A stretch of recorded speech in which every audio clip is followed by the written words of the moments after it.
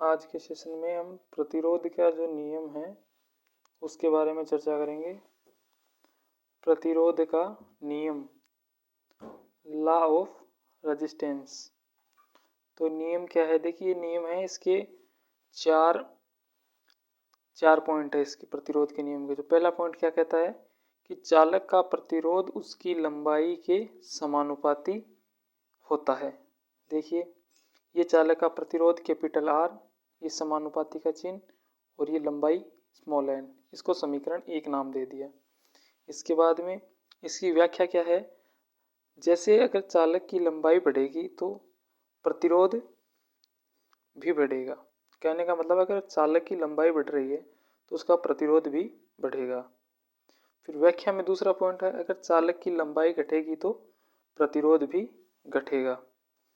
अगर चालक यहाँ पर आप तांबे का तार, एल्यूमिनियम का तार कुछ भी ले सकते हैं, ठीक है। नेक्स्ट पॉइंट, प्रतिरोध को रेजिस्टेंस इंग्लिश में लिखा जाता है। इसका पहला लेटर यानी कि अक्षर कैपिटल आर है, जिसके द्वारा इसे दर्शाया जाता है। नेक्स्ट पॉइंट, लंबाई को लेंथ इंग्लिश में लिखा जाता है। इसका पहला लेटर यानी कि अक्षर एल है, जिसके द्वारा इसे दर्शाया जाता है। इसके बाद में फिर अगला पॉइंट, कैपिटल आर व स्मॉल एल के बीच लगा चिन्ह समानुपाती का होता है। अब देखिए समानुपाती क्या होता है? समानुपाती का चिन्ह दो राशियों के बीच लगा हो तो वह राशि एक दूसरे के बढ़ने पर बढ़ती है, वह घटने पर घटती है। इसके बाद में जो हमारा नियम है उसमें दूसरा पॉइंट है, चालक का प्रतिरोध उसके अनुप्रस्थ काट के क्षेत्रफल के व्युत्क्रमानुपाती यानी कि विलोमानुपाती होता है।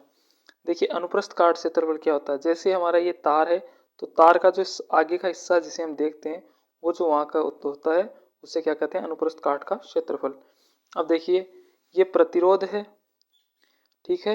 ये यहाँ पर वो पहले चिन्ह था वो समानुपाती का, लेकिन ये अभी यहाँ पर व्युत्क्रमानुपाती हो गया, ठीक है। नीचे ये ए है, ए का ये होता है क्षेत्रफल, अनुप्रस्थ काट का क्षेत्रफल। इसे समीकरण 2 दे दिया। देखिए इसे आगे व्याख्या के द्वारा समझेंगे कि किस तरह से इसकी लिखा है। देखिए व्याख्या, जितना प्रतिरोध का मान बढ़ेगा उतना ही मान अनुप्रस्थ काट का मान घटेगा। कहने का मतलब है कि अगर इस आर प्रतिरोध का मान बढ़ेगा तो अनुप्रस्थ काट का मान क्षेत्रफल घटेगा, ठीक है। उसके बाद में नेक्स्ट जो है उसमें क्या रहेगा वो आपको दिखा देता हूं कि चालक का प्रतिरोध पदार्थ की प्रकृति पर निर्भर करता है। यानी कि जो चालक है, यानी कि जो आप चालक जिस मान लीजिए तार ले रहे हैं तो वो कौन से तार किस पदार्थ का बना हुआ है, जैसे आप चांदी का ले रहे हैं, तांबे का ले रहे हैं या फिर एल्यूमिनियम का या लोहे का, उसकी प्रकृति पर। अब इसकी व्याख्या, चालक का प्रतिरोध उसकी प्रकृति पर निर्भर करता है। उदाहरण के लिए एक तांबे के तार का प्रतिरोध उतनी ही लंबाई व अनुप्रस्थ काट क्षेत्रफल के तार से 9 गुना कम होता है। समीकरण 1 व 2 देखिए, जो ये हमने पीछे लिखा था पॉइंट 1 और पॉइंट 2, ठीक है, फिर से हमने इसको यहाँ लिख लिया है। अब पॉइंट 1 और 2 को अगर एक जैसे कर दिया जाए, देखिए इस तरफ दोनों तरफ आर है, आर कैसा कैसा, यहाँ इसके समानुपाती एल है तो हमने ऊपर एल लिख दिया, बट्टा में ए है तो ए रख दिया, ठीक है।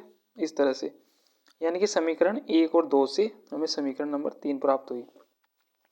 अब देखिए समानुपाती स्थिरांक या नियतांक को हटाने पर एक नियतांक आएगा। ये जो समानुपाती का जो ये जो चिन्ह दिख रहा है, अगर इसको हटाएंगे तो इसकी जगह एक नियतांक आएगा जिसकी वैल्यू क्या रहेगी? फिक्स रहती है। देखिए इस नियतांक को विशिष्ट प्रतिरोध कहते हैं। विशिष्ट प्रतिरोध, और विशिष्ट प्रतिरोध का दूसरा नाम क्या होता है? प्रतिरोधकता। देखिए प्रतिरोधकता पर एक डिटेल वीडियो बनाया जाएगा लास्ट में, अगले सेशन में, ठीक है। अब समीकरण 3 से, समीकरण 3 कौन सी है, ये वाली, समीकरण 3 से R समानुपाती L बटा A, ठीक है। अब देखिए R क्या है, प्रतिरोध, और ये जब समानुपाती को चिन्ह को हटाया तो बराबर आ गया, और ये वाला जो स्थिरांक है ये रो, इसे क्या बढ़ा जाता है, रो, पी की तरह दिख रहा है लेकिन ये रो, इसे कहते हैं प्रतिरोधकता। एल यहाँ पर लंबाई हो गई चालक की, ए अनुप्रस्थ काट का क्षेत्रफल, ठीक है। आगे बढ़ते हैं। समीकरण 4 से रो व एल ए के सूत्र निम्न प्रकार निकालेंगे। कहने का मतलब है कि ये हमारे पास कौन सी है, समीकरण 4। अब इनमें से ये क्या हमारे पास कितनी राशियां हो गई, 1 2 3 और 4।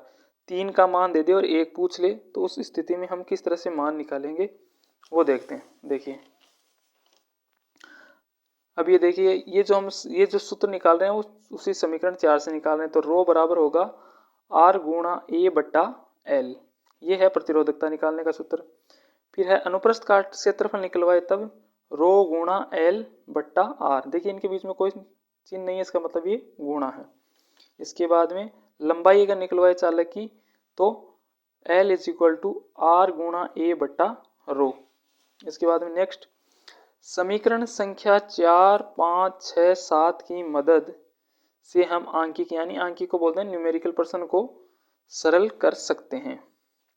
जब चारों राशियों में से कोई 3 राशियां दी गई हो तो चौथी राशि उपरोक्त सूत्र की मदद से निकाल सकते हैं। जैसे जो मैंने आपको पहले बता दिया है कि जैसे ये 4 राशियां कौन कौन सी, प्रतिरोध, प्रतिरोधकता, लंबाई और अनुप्रस्थ काट, ये 4 4 में से कोई 3 राशि आपको दे देगा और एक निकलवा, एक पूछ लेगा। तो ये जो आगे हमने जो ये सूत्र निकाले हैं वो हमने उसी समीकरण 4 से निकाले, ये ध्यान रहे, हमने अलग से कुछ भी नहीं किया है, जो पीछे थे उसी को ड्राइव करके निकाला है। अब आगे देखिए, अब एक इनके अंदर क्या है, ग्राफ बनता है, तो मैंने इसको नोट लगाकर लिख दिया है। तार की लंबाई बढ़ने के साथ प्रतिरोध की वृद्धि के बीच ग्राफ। देखिए हमने पढ़ा था कि शुरुआत के अंदर कि तार की लंबाई बढ़ेगी तो उसका प्रतिरोध भी बढ़ेगा, तो हमने ये ग्राफ बना लिया। तो इसकी तरफ एक तरफ प्रतिरोध लिख दिया और एक तरफ चालक की लंबाई। अब जैसे जैसे चालक की लंबाई बढ़ेगी वैसे वैसे प्रतिरोध भी बढ़ेगा। तो कहने का मतलब है, इसकी व्याख्या देखी जाए तो देखिए, प्रतिरोध व लंबाई के बीच ग्राफ खींचने पर सीधी रेखा प्राप्त होती है। देखिए ये प्रतिरोध है और चालक है, इसके बीच में ग्राफ खींचा जाए तो एक सीधी रेखा प्राप्त होती है जो शून्य से शुरू होती है। देखिए जो यहाँ से आप देख पा रहे हैं 0 से शुरू होती है।